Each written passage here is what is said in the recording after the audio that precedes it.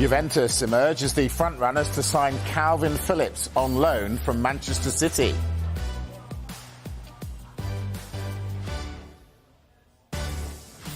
Yes, they do. Good evening. Welcome along to the Transfer Show. Dharmesh Chef and Tim Thornton tonight are here to run you through today's top transfer stories.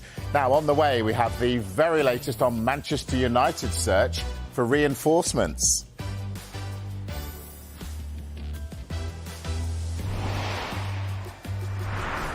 And Arsenal make their stance clear on Aaron Ramsdale's future.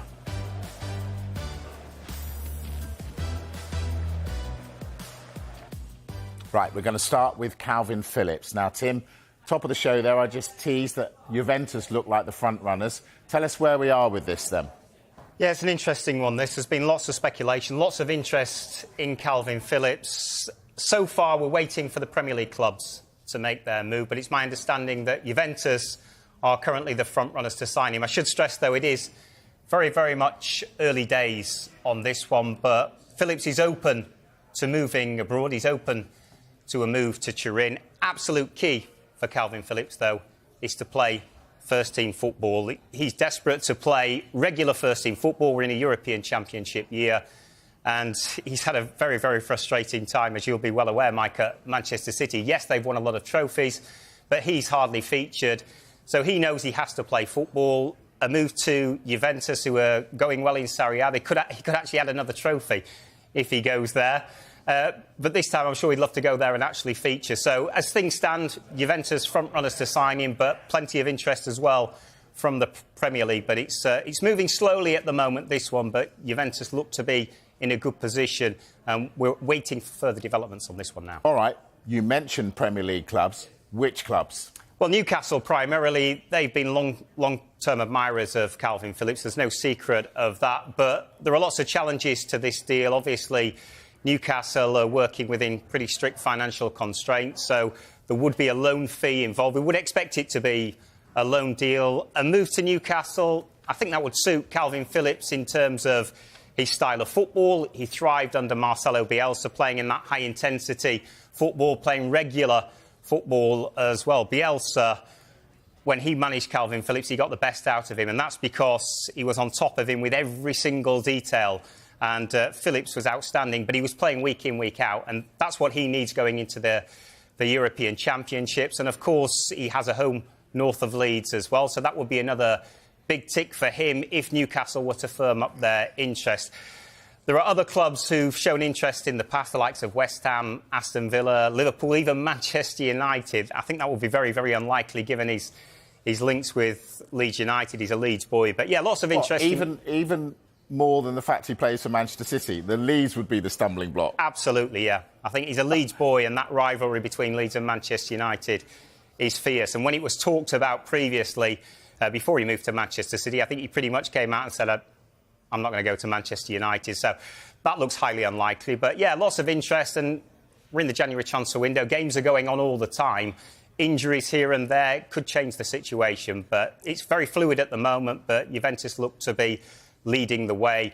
Key, though, for Calvin Phillips, I can't stress this enough, is to play regular first-team football. He's been involved in a very successful side at Manchester City, but now he wants to play, and it's a big 6 months coming up for him ahead of the Euros. Dharmesh, explain something to me. Manchester City sign him, England international, great player, then don't play him.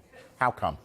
Pep Guardiola said it already. He says he's really, really sorry for Calvin Phillips because he simply can't get him in to the Manchester City team.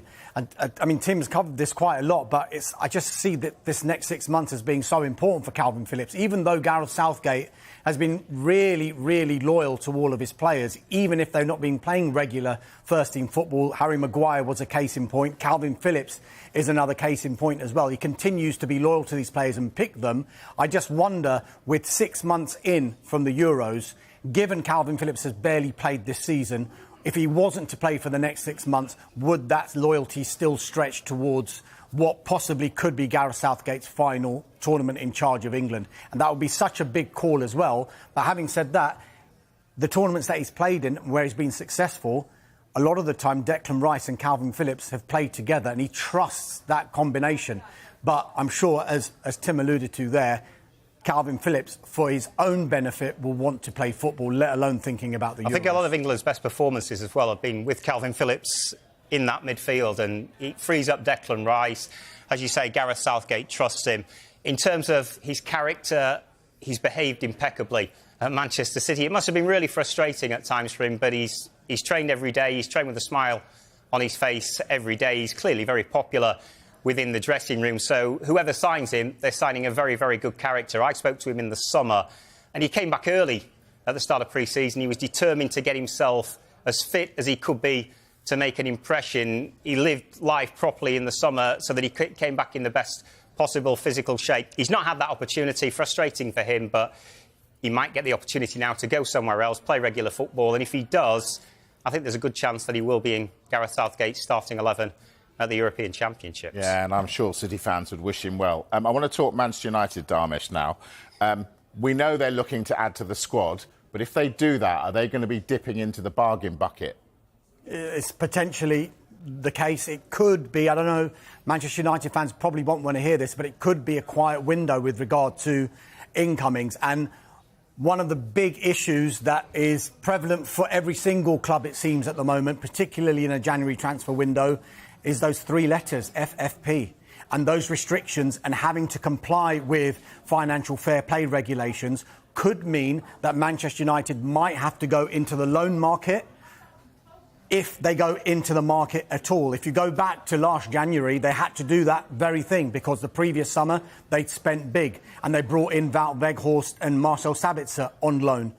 Even at the end of the summer's transfer window, when the bulk of the money was spent on the likes of Mason Mount and Andre Onana, towards the end of the window, they still wanted to strengthen. The likes of Sofian Amrabat came in, Sergio Reguilon came in. Both of those were on loan.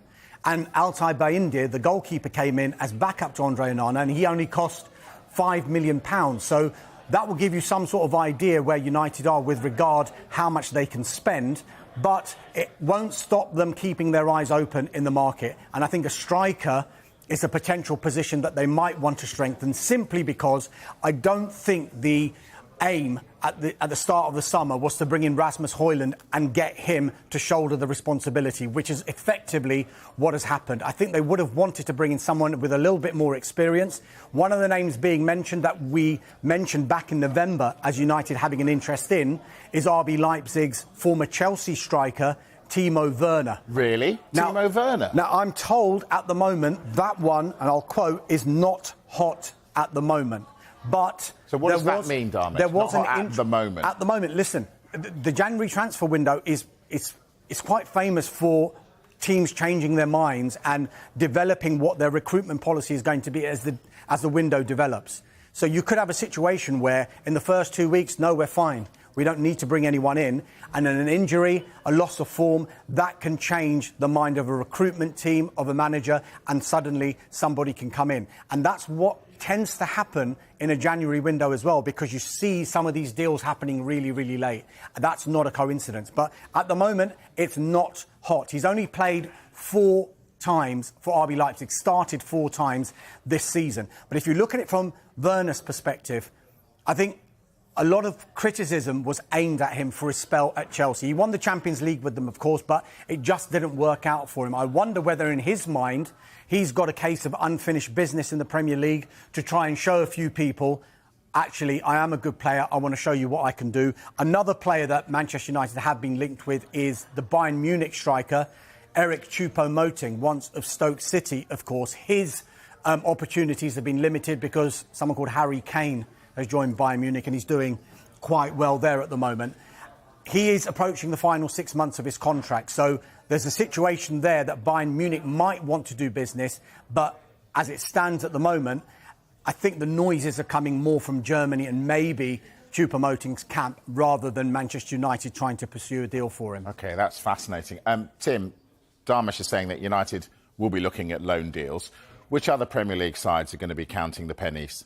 I think most of the Premier League clubs, it's where we're at the moment. A lot of clubs spent big in the summer. FFP is an issue at the top. It's an issue for clubs at the bottom as well. So I think Arsenal, for example, a club that spent big on the likes of Declan Rice, I think they might look to strengthen, but they might have to work within certain constraints and we might see, I think, some loan signings in this window, and even down at the bottom of the table, some of the teams that are fighting to stay up, they're also working within strict financial constraints. But as we know, in the January transfer window, one deal can trigger another deal, another deal and another deal. So at the moment, we're waiting for that trigger point, that first big deal that maybe gets things moving, gets the ball rolling. All right, let's talk about the deal then, Darmesh Chef. Jadon Sancho, any closer than yesterday to going to Borussia Dortmund It again? looks that way. I'm told that talks between Borussia Dortmund and Manchester United are progressing in a positive fashion over that 6-month loan deal that will see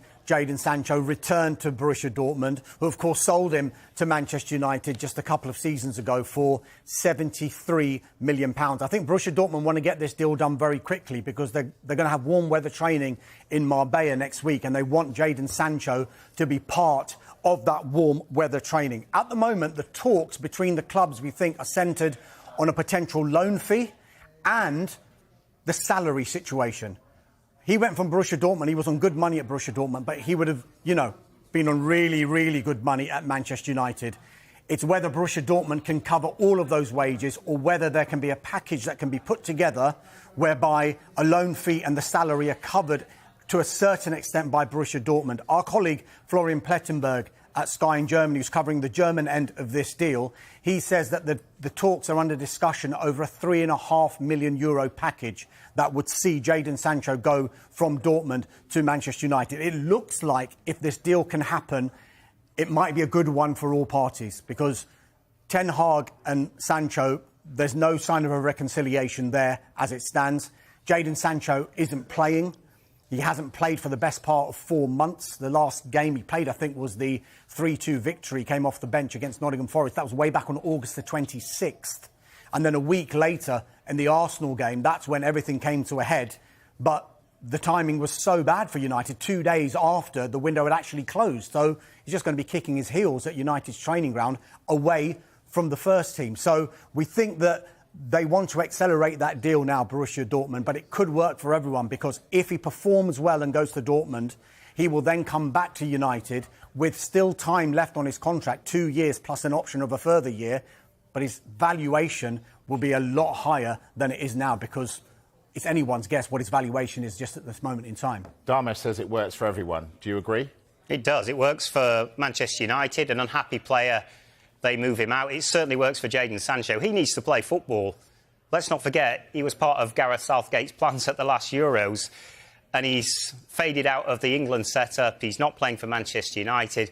I think Dortmund is a home for him. He was comfortable there before he produced his best football there, and it's a chance for him to maybe rebuild his career, rebuild his reputation, show everybody what he's all about. And for Dortmund, they're not having a great season, so I think it works for them as well. So it seems to suit all parties, and when it suits all parties, usually those are the deals that get done. All right, we've got a deal that's been done. Some breaking news anyway.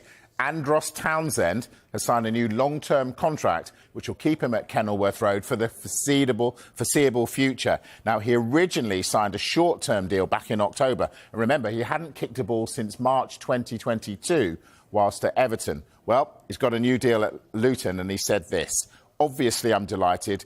3 months ago, I thought my career was over. So from going to begging around the world just for a trial to being offered a longer contract is a dream come true." So breaking news coming out of Luton. Andros Townsend has signed a new long-term deal at the club. All right, back to transfers then. And we're going to talk about Aaron Ramsdale. Want to get into this. He's not playing, Darmesh. What's Arsenal's stance?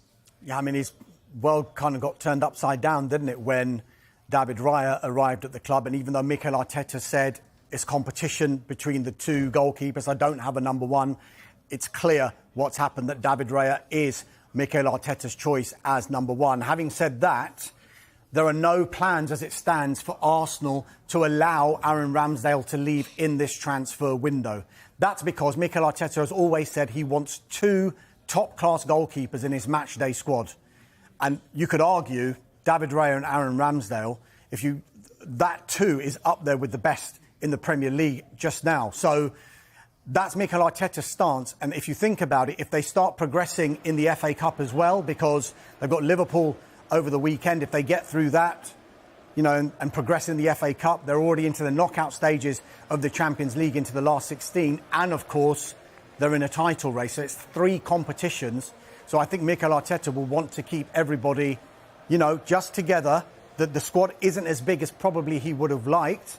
And if Ramsdale was to go in this window, what would he be left with? Would he be able to trust the person who would then be below Aaron Ramsdale if David Raya was to get injured, given the magnitude of the games that they would be playing? Now, just sticking with Arsenal, and we mentioned FFP before as well, it's impacting not just Manchester United, but a club like Arsenal as well. And it's likely to be a quiet window on that front with regard to incomings, with regard to Arsenal, because of trying to, comply with these sustainability, profitability and FFP rules. So, yes, of course, any club is going to keep their eyes open for any kind of deals, but there's nothing specific that Arsenal are actually going for. I know there was talk about striker, but when you're looking at the strikers that would be available, is anyone going to be spending in the region of £80 million in a January transfer window to try and bring someone in? Fullback is another area that maybe Arsenal were looking at, but if you look at it,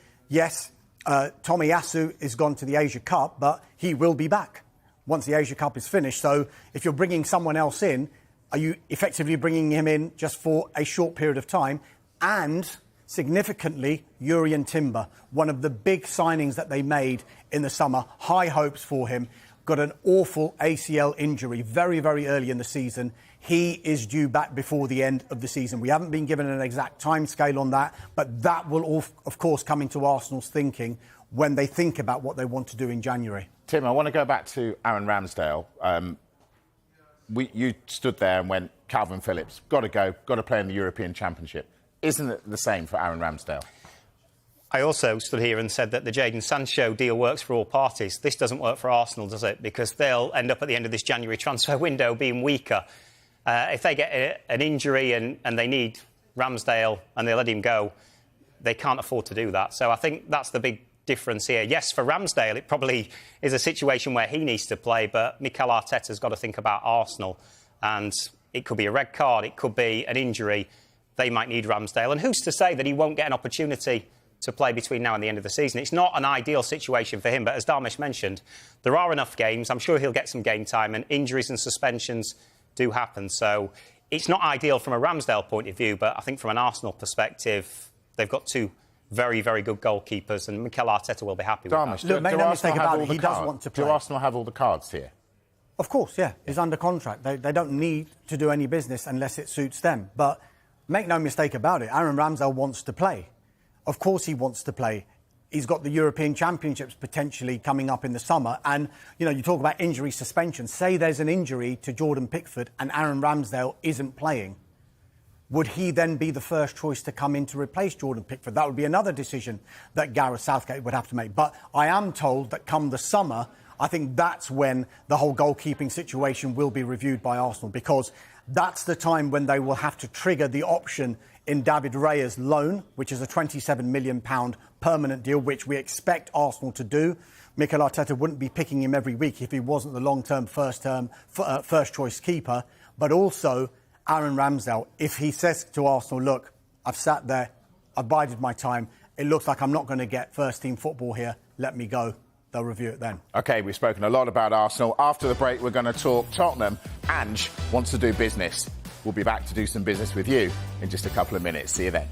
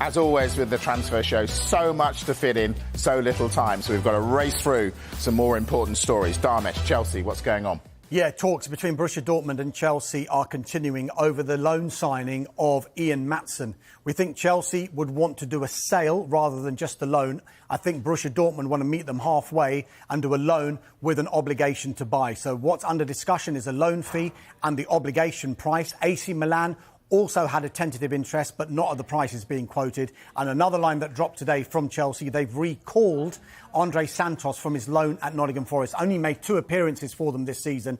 Every expectation Santos will be going out on loan again for the rest of the season. Tim, Chris Wilder going to be busy at Sheffield United? He wants players to go into the first team, so not squad players. They've got to make a difference now. They recruited in the summer for the future. They want players in there now.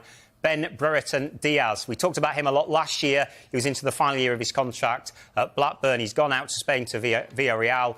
Not really done it there for them. He's not scored a goal yet for them. So Sheffield United interested in signing him on loan. I think there's a good chance that could happen. They're also looking to bring a new goalkeeper in. Now, I'm told that they've identified targets.